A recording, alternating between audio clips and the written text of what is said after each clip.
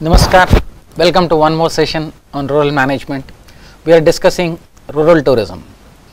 I am Ashwin Kumar here, your mentor and facilitator. Let us get into the topic. Today we are going to explore disaster risk reduction in tourist destination, assessment of local vulnerabilities, awareness and preparedness, and risk communication program. Very important aspects which can be applicable to your own areas. So this is all about disaster risk reduction. There are calamities that can come, natural and sometimes unnatural.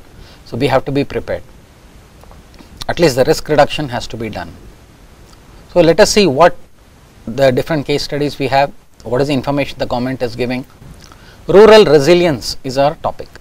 Resilience is that the time taken to come back to life. How fast you can beat the odds. That is what we call it as a resilient behavior. Now let us see from United Nations Environmental Program. From October 2006 to the end of 2008, the United Nations Environmental Program UNEP worked with number of partners to help build capacity for disaster risk reduction in three tsunami hit tourist destinations. The project was entitled Disaster Reduction Through Awareness, Preparedness and Prevention Mechanisms. That is what we are going to discuss today. Where in coastal settlements in Asia, demonstration in tourism destination was made possible thanks to the funding from European Union through the EU Asia Pro Eco 2 B Post Tsunami program. The three sites involved in the project were Kanyakumari, I think we all know where it is, Panchayat in Tamil Nadu, then Patong municipality in Phuket, right, and Phi Phi Islands in Krabi in Thailand. What are these basically? The types of hazards and how it is categorized. The natural hazards, how it has been categorized. The category is geophysical. Under the geophysical, what we are seeing is earthquakes, volcanoes, mass movement. Then other thing which we are having is ashfall, fire falling, ground movement, then landslide, falling, lava flow, all these things which are part of the geophysical. Then hydrological. Technically hydrological is floods, landslides, wave action, avalanche, coastal flood, coastal erosion, rockfall, flash floods, ice jam floods, and rogue waves that happen. So all these things comes under the hydrological. Then meteorological. Then this is, we call it as convective storms, extratropical storms, tropical storms, extreme temperatures, fog, cold wave, frost phase, heat waves, lightning, rain, sandstorm, dust, all the tornadoes, windstorms, blizzards, all these things will come under meteorological. Then comes climatological. What are we saying? Drought, glacial outburst, wildlife, forest fire, land fire, bushfires, and all these things which happens under the climatological.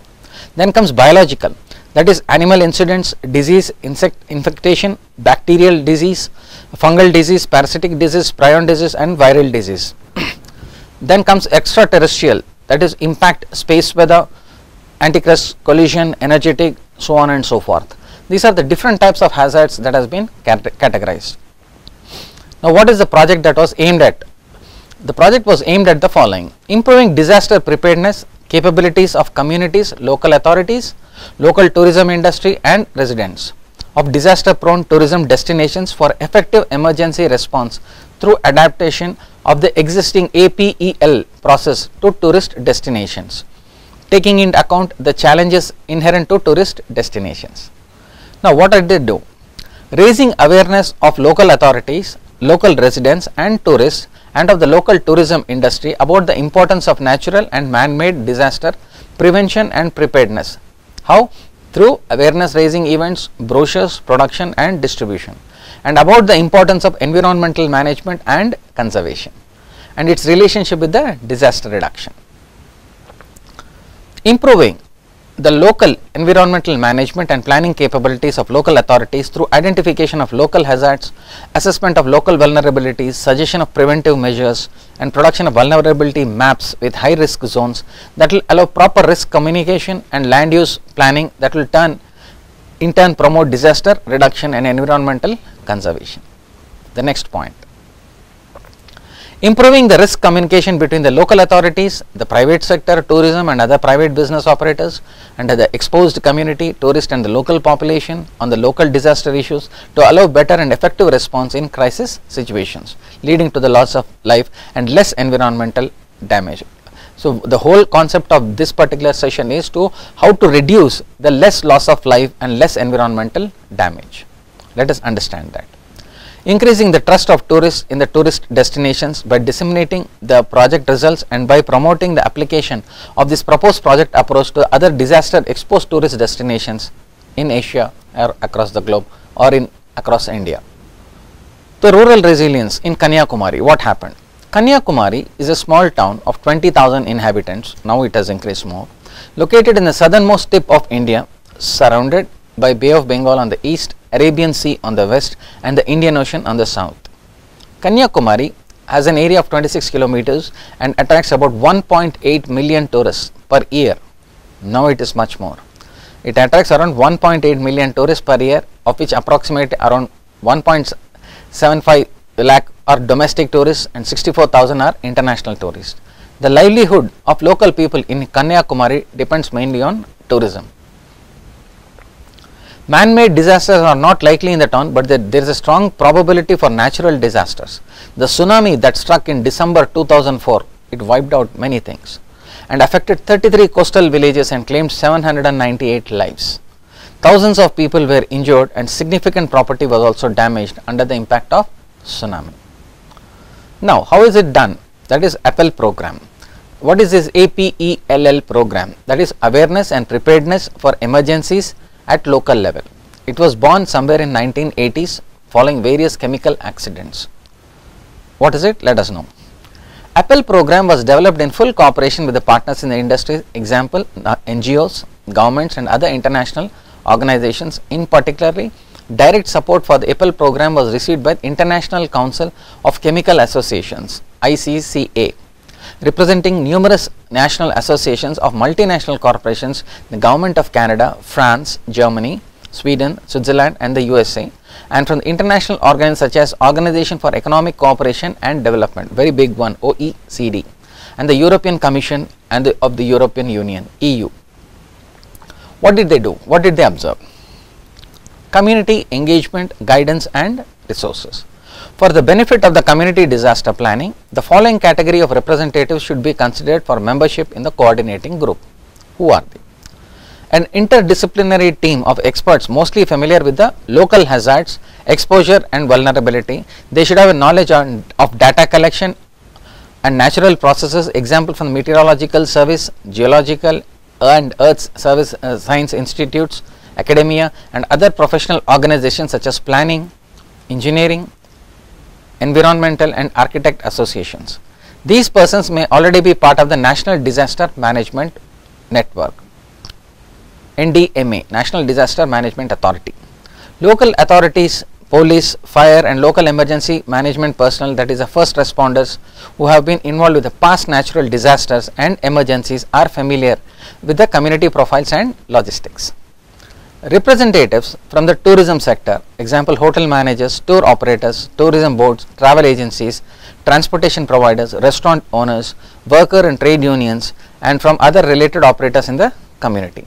This is how we engage the community in the disaster risk reduction. Now, what are the specific challenges facing tourist destinations should be considered at this stage? What are those? Let us understand. These include managing growth and development while preserving the quality and longevity of a destination's natural attractions and other heritage resources. Next one, spreading wealth and opportunity to host communities through responsible tourism operations. The next point, the highly fragmented nature of local tourism industry and especially lack of cohesiveness between policymakers, suppliers, buyers and other supporting services. Signs of stress at the destination, example urban decay, excessive building massing along coast, overcrowding during cruise ship visits, traffic congestions, high level of pollution in coastal areas, conflict between visitors and the locals, very important aspect, and between traditional occupations and tourist based activities. Now the next one, deteriorating utility, health and social services and amenities. This often translates into limited and poor quality of services to residents and visitors, and recurring disaster events disproportionately affecting the more vulnerable members of the community and with extended recovery times for the destination as a whole. But here we should really appreciate our National Disaster Management Authority. They have sprung into action all the time, and especially the Indian Defence Services, Indian Army, Air Force, everybody sprung into action, and we were, I can definitely say, in the one or the top 3 nations in the world, India will be on the anywhere between the top 3. We are very first in the disaster risk reductions. So we have done it, and what is the constant thing that we face is especially is the floods that we face it, and especially in the hilly terrains we have got the landslides. So there the army, air force, everyone come together and save the people, save the community there, and they protect the natural heritage. Now how is it done? The assessment of local disaster preparedness was aimed at determining local capabilities for responding to potential disasters in 7 areas. What is that? First one, risk identification and assessment. Second, legal authority connected to that, organizational structure, early warning systems, communication, resources and emergency planning, and tourism related issues. What are they? How is it done? Let us get into it. Very careful, very important. Please follow this. The participants are divided into groups, each with a task to perform. What is it? Group 1, identify participants, roles, resources and concerns for emergency response. Group 1 does that. Group 2, evaluate the hazards and risks that might occur from natural disasters. Group 3, discuss the content of emergency response plans. All 3 are integrated. And the group 4, identify all the required responses tasks that are not covered by the existing plans. What is it that has been left out also has to be covered. Now the description and objectives. Risk identification and assessment is a process of measuring the potential loss of life, personal injury, economic impact and property damages resulting from the hazards. Risk assessment also involves an evaluation of the vulnerability of people, buildings and infrastructure, and answers the question, very important, please pay attention. What would happen if a natural disaster occurred in the tourist destination? A starting point for the coordinating group should be there be an assessment of the current understanding of the community's overall risks and capability to respond to further disaster events. The assessment should include examination of risks to tourism resources, that is biodiversity, water supply, plant and infrastructure, coastal resorts, business risk, supply disruptions, changes in the insurance coverage or market risk, changes in competitiveness, and electricity, one of the major important thing, electricity grids. Analyzing the impact of hazards and identifying the most vulnerable destination and community locations and assets are essential for establishing the local context. This will allow the coordinating group to better focus their activities when overseeing the development of the disaster preparedness plan. The DPP is very important, disaster preparedness plan. The next step involves determining the level of exposure or the vulnerability to the identified hazards. Vulnerability mapping depicts areas that are at risk from a potentially disastrous event which could result in death, injury or damage to property and tourism infrastructure. Assessing the exposure levels is essential for preparedness planning as it directly affects the destination's vulnerability and ability to respond and recover from natural disasters. There will be differing levels of exposure due to demographic, topographic, geological and environmental considerations, in addition to the influence that the type and the quality of the built environment has on the anticipated consequences of hazard events. So typically when a hazard happens, typically as we said, the tsunami, nobody expected it, suddenly it had come. So immediately the Indian Defence Services, Indian government, the government of Tamil Nadu, everybody sprung into action. Then they had a coordinated effort to save the people, save the property and especially the tourists in the tourist destinations. So that all requires lot of efforts, lot of planning and lot of mock drills. What is it? We will know it further. The risk assessment for Kanyakumari identified 4 main sources of risk. What are those? Kanyakumari, the risk is tsunami, cyclone, fire and stampede.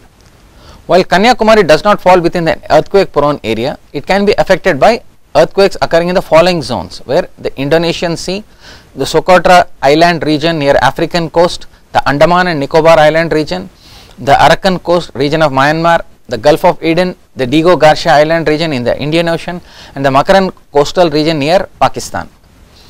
In addition to earthquakes, occurrence of volcanoes can also generate tsunamis. Moreover, the cyclones on the east coast are frequent phenomenon, while on the west coast the frequency of cyclone is bit less. However, the available cyclone data from the Indian Meteorological Department (IMD) for the last 200 years does not indicate the occurrence of a strong cyclone at Kanyakumari. Vulnerability maps are most often treated with the assistance of computer technology called GIS, that is Geographic Information System, and the digital land survey equipment designed for use in the field.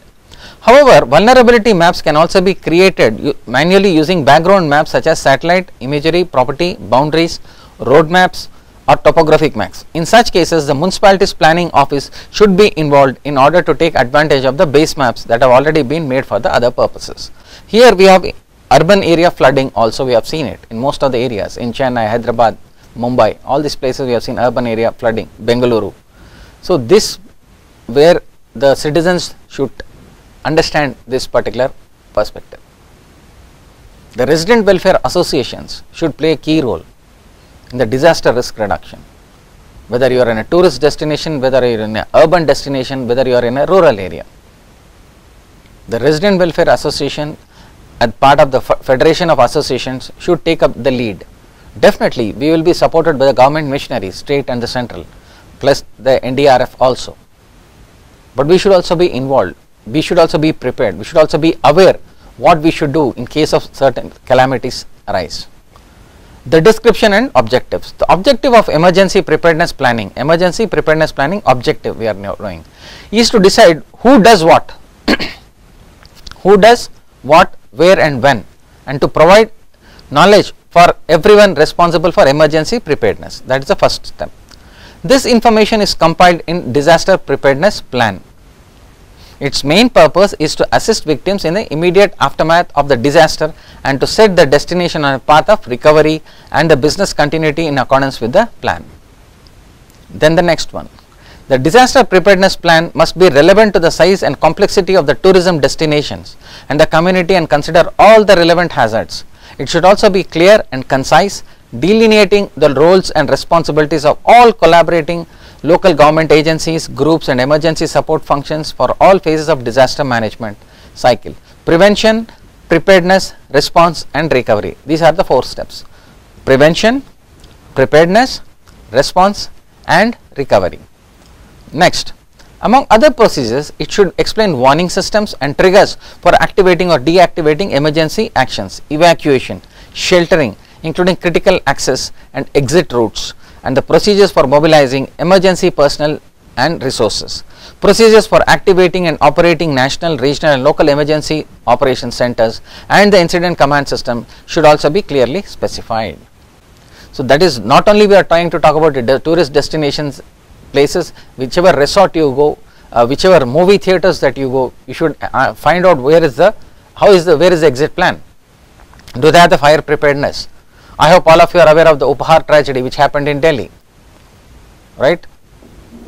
So, that happened so many years back. Right now, if I am not mistaken, in a OTT platform called Netflix, there is a web series that is going on by the title Trial by Fire. It directly connects with the Upahar tragedy. If possible, please watch it. That also shows what kind of disaster can occur and what kind of people, how people become vulnerable over a period of time. We have to be prepared for all these things. We have to have a disaster preparedness plan. The following points illustrate the essential components of the local disaster preparedness plans. Early warning systems. Warning should be timely, authoritative and precise. Whether a disaster or emergency comes with little or no warning, or whether, as in the case of a tropical cyclone, they are preceded by advance notice mechanisms need to be in place. So, early warning systems should play the crucial role. Then, evacuation and sheltering. These are the critical concerns for tourist destinations because of their vulnerability to storms, cyclones, storm surges and flooding. Evacuation planning should consider the vulnerability mapping and risk scenarios developed previously. Specific shelter assessments described in the section 4.3 can be conducted ahead of time. Depending upon the intensity of the hazard, protective actions could involve sheltering in the place of evacuation inland to congregate emergency shelters. Examples such as pre-designated schools or other public facilities, community halls, any other hotels or marriage halls, and any religious places like temples, churches. I think here the classic example was Velankani church. During the tsunami, all the people took shelter in the Velankani church there, and luckily the water did not come inside the church. Then mobilizing the emergency personnel and resources. Procedures need to be specified for the process of mobilizing emergency personnel and others with secondary emergency management roles. When a threat is detected or notification of an impending threat is issued, be prepared. You should have the complete information in your phone, in a paper or a printout, in the particular places, in a particular hotel, particular lodge or particular resort. All these things should have a backup plan with the nearest hospital, with nearest emergency ambulance van. So kindly do not neglect any situation and kindly do not be unprepared. That is what we are discussing. Command and control functions. The plan should match the preparedness and response activities to the resources of the identified stakeholders. A clear definition of responsibility is a key element of our emergency plans. The writer should make sure the roles of each stakeholder is clearly defined and gathering locations are indicated in addition to the names, functions and telephone. Responsibilities for initiating evacuation and the rescue operation should be clearly defined, how it is done, where it is done and who is doing it. The plan should define a clear line of command taking into account hierarchy, in particular the communication system and for operational safety. Then comes the communications plan, coordination and informing the public. Communication provides the critical links among stakeholders active in the field and disaster managers operating from an existing or a makeshift emergency operations center. The stakeholders include not only those responders internal to the emergency management organizational structure, but also the network of tourism industry personnel, volunteers, NGOs, tourists and the general public. NGOs, tourists and the general public, take it into consideration more. The plan should have procedures in place for a designated spokesperson to inform the general public with clear and consistent messages on preparedness, response and recovery issues, with specific attention paid to languages as foreign visitors may not be fluent in the prevalent local language. So that is why it is very important to understand, have at least one international language, one national language and one local language. People in your team who can communicate the same message with the same tonality. Risk scenarios and contingency planning. Risk scenarios are the tools for contingency planning. They are normally included as annexes to the core preparedness plan. The core document is generally applicable to all hazards. Contingency plans address the operational requirements necessary to effectively respond to specific hazard by delineating the roles, responsibilities and procedures for essential management functions. Restoring public services. The plan should anticipate the need for temporary and permanent restoration of critical facilities, infrastructure and essential public services following a disaster event. The destination risk assessment provides valuable information on the vulnerability of these critical facilities that may be addressed through contingency planning for each priority hazard. The recovery function is normally discussed in a functional annex to the preparedness plan. Next, records management. Often ignored during the chaos of disaster response and recovery, records management is important and should be addressed and updated time to time in the preparedness plan. Here, typically, let us say you are gone to conduct a particular session somewhere, some training session. First important as part of the safety plan is to see there are no sharp edges anywhere, there are no wires which are tripping. And in case of any emergency, whenever you start the session, start with the safety plan action. See that all the chairs are designated properly there. After you are informing the audience who are sitting in your audience, after you inform them, take their permission to keep their bags aside so that nobody trips over it. See that wires are not there where they can trip. Then the most important thing is, where is the fire extinguisher prevalent? How many exits do you have in the room? And the last but not the least, in case of any earthquakes or anything, where is the common point of assembling? All these things you should start whenever you conduct any session anywhere. The first importance is safety. The safety of human life. That is what we have been discussing here in the disaster preparedness plans. The plan can be revised and updating. The plan must be viewed as a living document, one that must be monitored over time to time, evaluated for its continued relevance and updated periodically to address the growth in the destination along with the changes in the key personal and institutional structures, especially the schools, colleges and other government buildings and the religious buildings where you can see that you can provide temporary facilities for the people there. Now, what are the project examples? The 3 locations developed integrated disaster preparedness plan as a result of the project. In case of Kanyakumari, a very detailed document was drawn up covering the whole areas, hazard and vulnerability areas, and identification of disaster scenarios, mitigation measures, disaster management organization, trigger mechanisms, and operational directions at the district levels, and procedures for testing and updating the plan. So, this is where the example which was taken from the Kanyakumari. Now, coming to a public outreach program for the disaster preparedness plan. Please, if in case your area somewhere it is affected with this particular thing, this particular slide, go through it again and please prepare your public outreach program. How is it done? Develop a public outreach objective and strategy. This should be clearly enunciated policy and strategy informed by specific goal and objective aligned with the overall community based disaster management strategy. The purpose is to ensure that the outreach efforts are effective and can be digested and transformed into concrete action plan. Identify the target audiences. The tourism industry is a multi-stakeholder and multi-sectoral based. There is therefore a variety of potential target recipients who will need to be informed and educated on the disaster preparedness plan. Some of these targets, who are these targets? Hotel and resort owners, managers, workers, cruise ship, material, terminal and pressure operators and workers. So, all these craft operators and workers, very important. Next, media, the electronic and print media as a key partner. The media should be considered partners, public outreach and education rather than as a merely targeted recipients of information, and hence should be involved in development and implementation of the communication strategy for all disaster management phases. Next one, develop the message. Whenever we are trying to say outreach program, most important is writing the script. How do you communicate? Communication is not just shouting at rooftops. Communication is having a proper script in mind.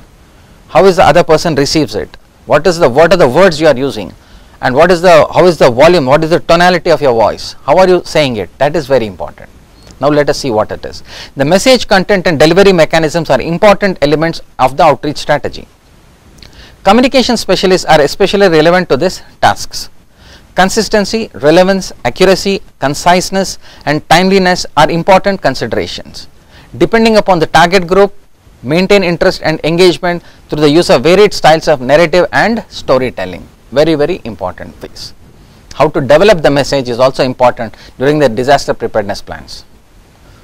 Next is the communication tool. Dissemination of the targeted messages should utilize tools such as electronic and print media, brochures, websites, email, community message boards, annual reports, local radio channels, and the periodic updates, advertising, radio and TV, as well as awareness raising events. Every school, every college should conduct these awareness raising events.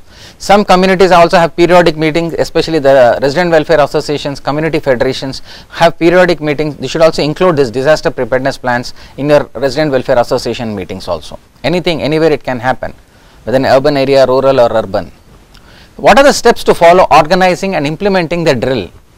What are the steps? Listen carefully. First, choose a chairman for the drill, select a top guy or a girl, decide on the members of the planning group, then agree on the date and the time for the drill, inform the public about the drill, write the emergency scenario, determine how the objectives of the drill will be met, assign the players, find controllers, determine observer points and select observers, arrange a video shooting and equip the emergency control center. All these things are very, very important. The first aid tools, the CPR training, the cardiopulmonary resuscitation training plays a very crucial role here. Everybody should get trained, an authorized CPR instructor, and emergency medicines that has to be kept, and depending on the number of people who are in that area. We are here talking about 1.5 million tourists there in Kanyakumari. So anything can happen at any point of time. Let's pray to the Lord Almighty, nothing happens there, but we have to be prepared. So these are the steps to be followed when you are implementing the drill. So what is the success factors? So what are the number of success factors? The involvement of all the stakeholders, very, very important. It's a critical, and we have to take into consideration a lot of private sector companies, NGOs and the local law and order police machinery, everyone who will give that support at that point, crucial hour. The establishment of local coordinating groups, that is essential for the process to implement local coordination group, is very, very important. Not only that, the people who are familiar with the local language, local tradition, local customs, the local group plays a key role here. Then expertise at international and national support, the experts who come in, who give the advice, we need to follow them exactly as they are telling us, because we deviate away from it, we are risking the lives, not only of us, of the people who are affected by these cyclones or tsunamis. Management structure of the local project leader. It is important to have a clear management structure and central command to oversee project implementation. Project leaders are selected locally. We have a better understanding of the issues, easier access to the local stakeholders. Financial aspects. Financial discipline is important aspect of good project planning and management. Flexibility should, however, allow changes for additions for the initial plan of action. So that is what we need to have. When the COVID also struck India and globe, every country took their disaster preparedness plan, but they were not ready for it. Now, I am giving you a particular case study. I am trying to talk, let us see what is your feedback. Mallaya owns a farmhouse at Shamirpet area and wanted to experiment with house stays. Initially, he welcomed few guests from Amsterdam and took them around the Shamirpet lake and Ratnalayam Sri Venkateshwara temple. This is close outskirts of Secunderabad. The food preparation was bit spicy for the foreigners, and the toilets that were provided were having the Indian commode and not the Western one. The guests appreciated the efforts of Mallaya but wanted better and planned amenities. Feedback form given by the guests mentioned these points. Mallaya was disappointed with the feedback. He is not inclined to promote house stays. What is the learning? State Tourism Board should organize a workshop to educate the people about the norms, facilities to be provided by foreign tourist arrivals, and also give prime importance to health, hygiene, sanitation and safety aspects of our international and domestic travelers. That is the learning. Outcomes. It's all questions. Feel free to answer it. Upload it in the link below. Questions. Do you think rural homestays will serve its purpose? Yes or no? Think about it. Give me the answer. What do you think is the impact rural homestays in the nearby villages? Then, how will you motivate a person like Mallaya to restart rural homestay operations? Then, what aspects should the State Tourism Board consider in planning the event better? So, this is what we call it as a case study. We have discussed about the challenge, we have learnt again questions. The answers rest with you. There are no right or wrong answers. So, please think about it and contribute your answers, write your answers. Again, what is the challenge here? Bhimuni Padam waterfalls, which is about 50 kilometers from Warangal. That place is completely surrounded by forest and small villages. It is said that these waterfalls from a small rock all the year round in the summer. Warangal Fort, all the heritage of Kakatiya dynasty is being preserved with great concern. The place is full of sculptures and carvings of Warangal Empire. A park behind fort named Ekashila Children's Garden, which has a play area for children and also a small lake. But to a corner there is a hill, huge rock with small temple on the top. The hilltop scenery is good, which gives a view of the greenery around the place. Next is the most famous 1000-pillar temple in Warangal. I hope most of you have heard about it. It is so cool and calm in and around the temple that Bhadrakali temple is quite a big temple with a very clean lake in its backyard. The view is awesome. Next visit is the Etur Nagaram village wildlife sanctuary, which is about 110 kilometers from Warangal city via Mulugu and Pasara villages on National Highway 163. The road is now newly laid and it is recommended that you reach the sanctuary before 5 p.m. in the evening, because the raw materials from the forest would be transported in and out of the sanctuary in the evening hours. There are a lot of small villages and tribes living deep inside the forest. Ramappa temple has also good carvings and sculptures on its walls and pillars. August to December will be the preferred time to visit these places in Warangal. Just now I discussed about cluster tourism, cluster based rural tourism. We have combined all the 3-4 points here. Wildlife sanctuary, the hill, the temples, waterfalls. Now what is the response? What happened here? A gentleman by name Mr. Partha Sarathi is a retired station master of Kazipet railway station. In my previous session I told you Warangal, that place is known as Tri-Cities. The Tri-Cities are Warangal, Kazipet and Hanmakonda. Tri-Cities. Partha Sarathi is a retired station master at Kazipet railway station. Post retirement he had taken a freelance assignment as a tourist guide in his native place Warangal. He wrote a letter to the Ministry of Tourism to promote Warangal, Hanmakonda and Kazipet as Tri-Cities tourist concept, and he received good support from the ministry. They visited the potential spots and developed it as per his suggestions. Today Warangal and other nearby areas can be viewed as a potential tourist spots with lot of history and fun behind it. Now what is the lesson here? Some people assume that okay, my age has come, now I have retired, I want to lead a relaxed life. Fine, no issues about it. But there are people like Parthasarathy who are very, very inspirational, motivational. What do they say? Age is a matter of mind. If you don't mind, it doesn't matter. You never retire from active learning. You are always alive. So that's what they say. Age is a matter of mind. If you don't mind, it doesn't matter. So with this, I end this particular session. So I really thank you very much. I hope you enjoyed this session. Thank you very much. Jai Hind.